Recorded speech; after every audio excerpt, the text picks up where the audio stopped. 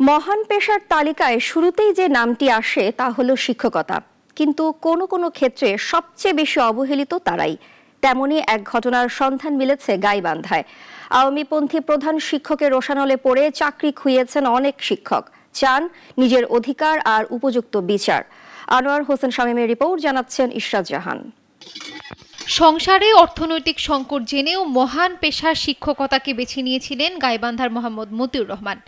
2004 সালে সাগাঠার পবন তাইর আদর্শ উচ্চ বিদ্যালয়ে প্রতিষ্ঠাকালীন ইংরেজি শিক্ষক হিসেবে যোগ দেন। প্রতিষ্ঠান এমপিও ভুক্তির আশায় বিনা বেতনে 20 বছর ধরে পড়িয়েছেন তিনি।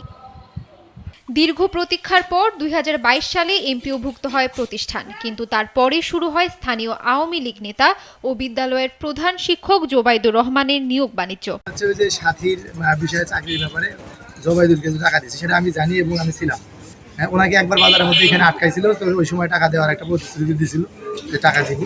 তারপরে নাকি এখনো টাকা দেয়নি, বিভিন্ন ধরনের পায়তারা শুরু করছে। প্রায় 20 জন শিক্ষক কর্মচারীকে বাদ দিয়ে কয়েক কোটি টাকার বিনিময়ে নতুন নিয়োগ দেন তিনি। 3.5 লক্ষ টাকা নিয়ে সে প্রতিষ্ঠান এমপিভুক্ত হয়ে গেল আপনার 22 সালে এমপিভুক্ত হওয়ার পরে সে তখন আমার কাছে নতুন করে দাবি করে যে 15 লক্ষ টাকা দিলে তোমার চাকরি থাকবে, না হলে থাকবে না।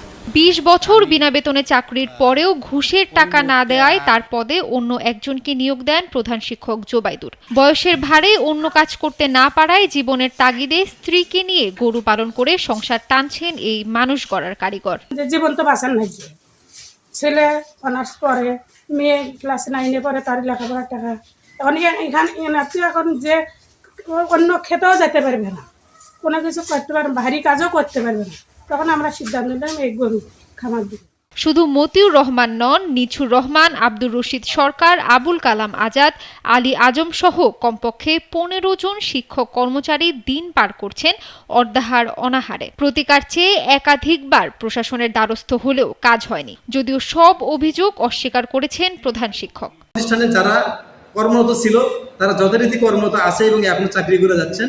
অভিযোগ পেয়েছেন জানিয়ে মাধ্যমিক শিক্ষা অফিসার বললেন এটি তদন্ত পর্যায়ে রয়েছে, তদন্ত শেষে তিনি ব্যবস্থা নেবেন। এটা তদন্ত করেই বলা যাবে যে তার অভিযোগের সত্যতা আছে এবং এটা তদন্ত পূর্ণাঙ্গ সরজমিনে তদন্ত করে এটার ব্যবস্থা গ্রহণ করা।